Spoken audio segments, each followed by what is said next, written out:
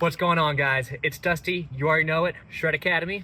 Let's talk about keeping your feet on the pedals while taking those drops.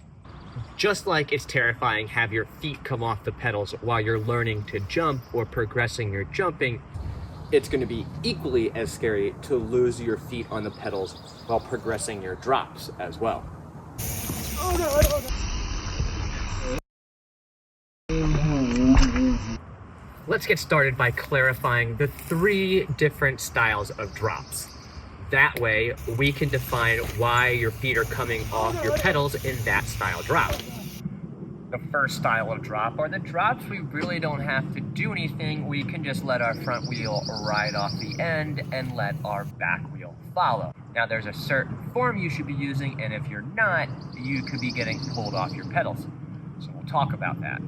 Second are the drops we can't just let our front tire fall off and let our rear tire follow, but we don't actually have any distance to make off the drop, so we just want our front wheel to kind of plane out and then want to drop off the end. Same thing can be said for this bigger one. And then you have your drops that are kind of like jumps and you need to clear some distance to get to the landing. We're gonna start with the smallest drops you can lose your pedals on, and it's all about form. Now, both of these drops here, you can essentially kind of just plop your front tire and then have your rear tire follow. But the form needs to be correct so that you don't get ripped off the pedal. Now, as I come in here, this is a posture of somebody who is scared to go off this little drop. So as I go forward, take note, as the front wheel leaves and I'm not bringing my body forward kind of like I should, it's actually just kind of hanging out back here. Watch my body get ripped forward here and my feet are gonna bounce off the pedals. Moving forward, not to mention I kind of bottom out the, we won't talk about it. But right here, watch as my hips are going up, I'm going to lose the pedals. Terrifying. And we find the pedals right before we leave and then back on it. Now, as we go into this bigger drop, same thing's gonna happen.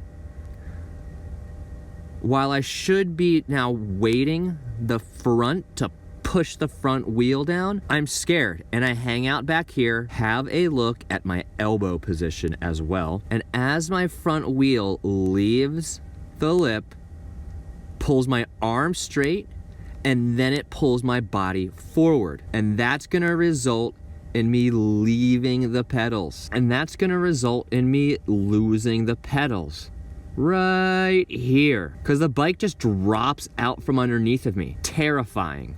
Being scared of the actual drop and keeping your body weight from going over the drop isn't gonna end well. Just like we saw, your feet are going to get bounced off of the pedals every time. Whether it's a small drop like this one or a bigger one like this one. If you're not engaging the bike, as the bike falls off the drop or it bounces you forward, you're going to lose your pedals. So how do we stop this scary business from happening? Hey guys, quick interjection. Don't forget, this channel is 100% made possible by my Patreons. Without their support, I would not be able to pay my bills, therefore would not be able to create these videos. So make sure you go become a Patreon. The link is in my description. Thanks for all the support, guys. Absolutely couldn't do it without you. As you approach these drops that are really small and you kind of just want to ride your front tire off and let the rear tire follow, you have to engage the actual drop. So as you get really close to the edge, you're going to want to bring your body weight slightly over the bars. Now, I'm not saying to put all your weight into the bars. You're actually just kind of trying to get a look over the edge of the drop and situate your shoulders over the handlebars so you can push downwards. As I go forward,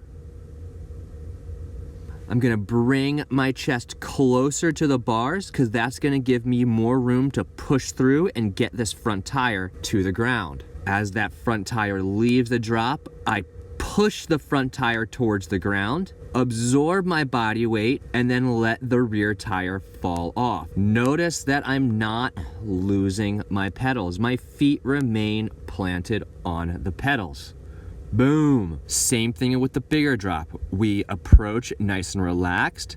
We're gonna slightly weight forward, drop our chest to the bar because that's gonna give us more room to push the front wheel to get it to the ground. Front wheel reaches the edge and leaves, and that's when you initiate this push down to the ground. And now the bike planted here, and my weight is on the bike. So as this rear tire falls, I'm not getting jerked forward like I am here when I'm not accepting this drop and I'm not pushing the front wheel to the ground. I get ripped forward, really no weight on the pedals, and I don't stay on the pedals. Pushing through the drop, the bike stays weighted, and as the rear tire falls, I'm still weighting that part of the bike so I don't lose the pedals. And then boom, straight on to the pedals and riding away to the next feature. You have to engage the drops. Don't be scared. Next, we're gonna move on to these drops that you can't just plop your one tire and have the rear one follow. You actually have to have a little form.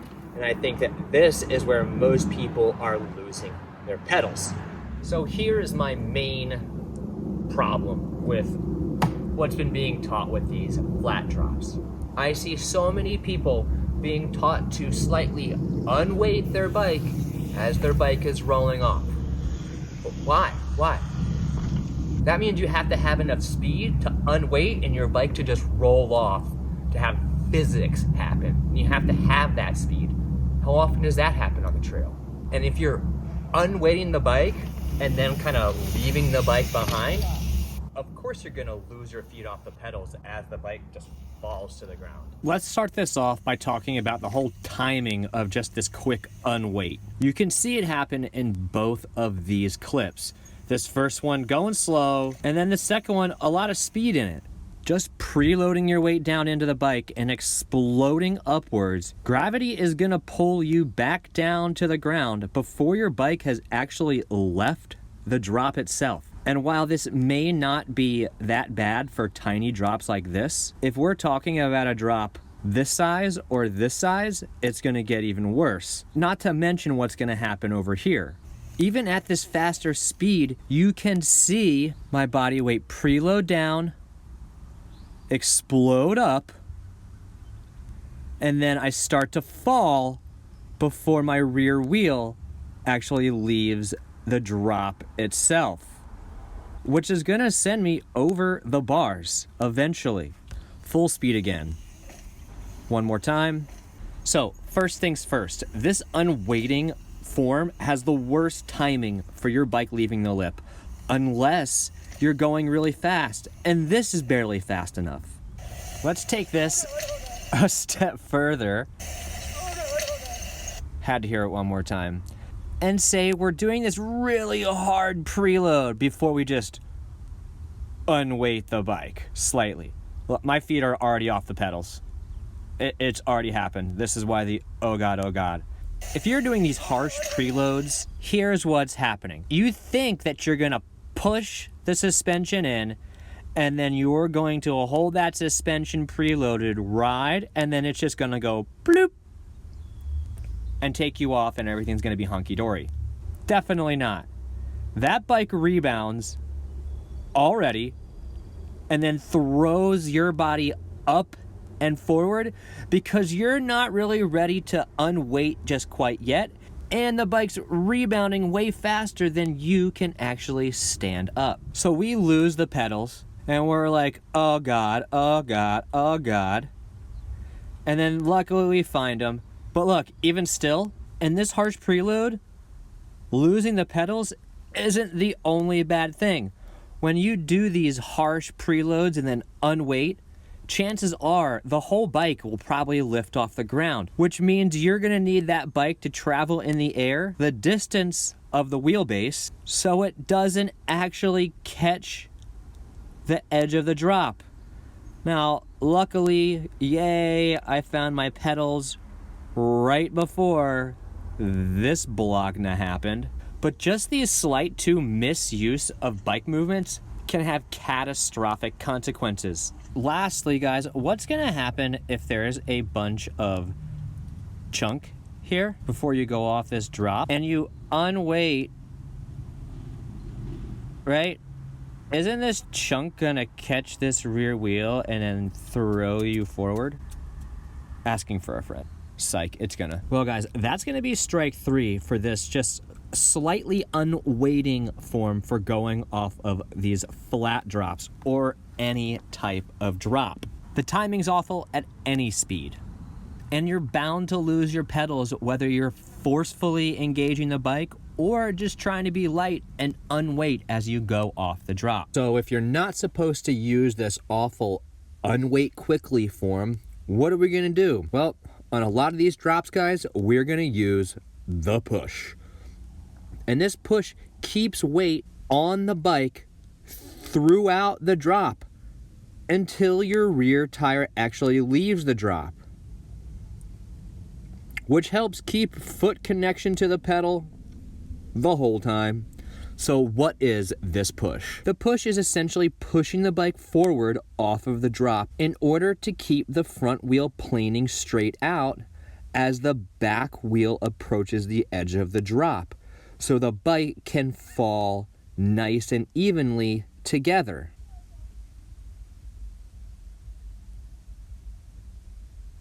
The push is executed by a slight body weight preload forward over the handlebars and then pushing the bike through your legs, extending your arms, and then you're able to be pushing into the pedals with your feet and using your upper body weight as a counterweight to keep this front wheel lifted slightly as it planes off the drop. It's key not to let your upper body fall towards the bars so that you do keep proper tension on the handlebars to keep this front wheel planing out. Now, once your rear tire is about to leave, you'll be able to start to pull yourself back to center on the bike so that you can land nice and even centered over the bottom bracket. The push can be performed at all types of speeds. The slower you're going, the more push you'll need. The faster you're going, the more you'll just get in to the push motions.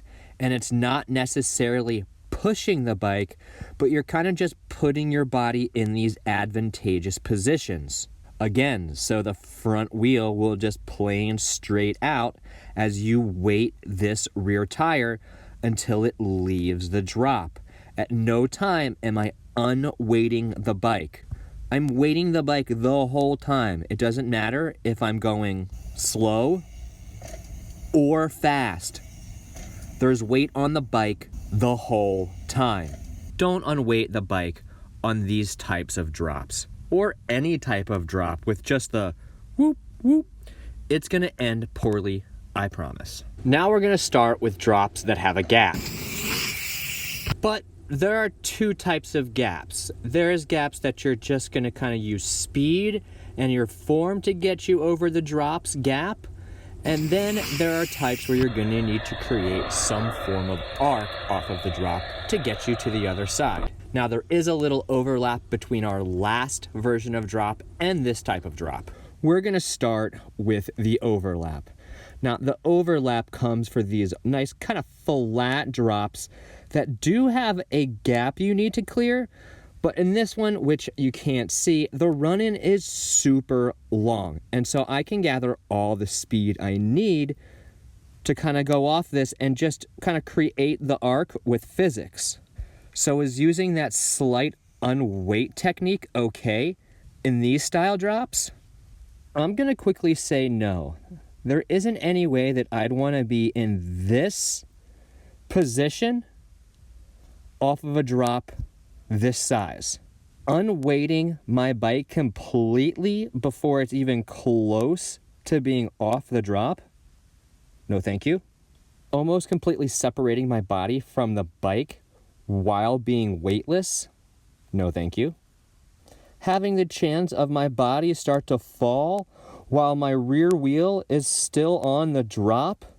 No, thank you. And even worse, my feet coming off the pedals. Mega no thank you. There's no chance I'd attempt to do this off of a drop this size. Nope, I could see myself hanging up my rear wheel, going OTB, cracking my dome, and then big frowny face. For drops like this that you can carry a bunch of speed to help make it from point A to point B, we still need this front wheel to plane out so the front wheel doesn't just fall. But because of the speed we're carrying in, we don't actually have to create any push. But we do want our body weight to slightly slide into the back of the bike. But the timing is slightly different. Let's check it out. Front wheel leaves, you can see me start to shift my body weight into that rear third. And now my arms straighten out as I leave. So this is almost kind of like a drop scrub, but it's still using the push technique. You're just not pushing the bike away from you. All the same motions are happening. Preloading down, sliding my weight back over the rear third, and my arms straighten. And then the same thing will happen. I'll be able to separate from the bike and create a nice soft landing. Well, for this size drop, as soft as it can be. We're gonna finish this off by checking out drops that you definitely need to create some form of arc to get you to the landing. Now, while this one has a very small lip, it's still a straight drop, right? There is no big transition, and there isn't enough speed for us to use the push here. So what are we gonna do? So you have to create arc to get you to the landing. Now, if you're losing your pedals on this style drop, chances are you're using the two-wheeled lift. Now, the two-wheeled lift is just an exaggerated version of the slight unweight, but your goal is actually to pick both tires up as the front wheel leaves. Now again, just like the slight unweight can cause both wheels to leave and cause a whole bunch of extra distance, the same thing happens with the two-wheeled lift. And if you by somehow chance catch your tire on the edge of this as you're traveling across, if that happened over here, your face would be planted on the ground right here.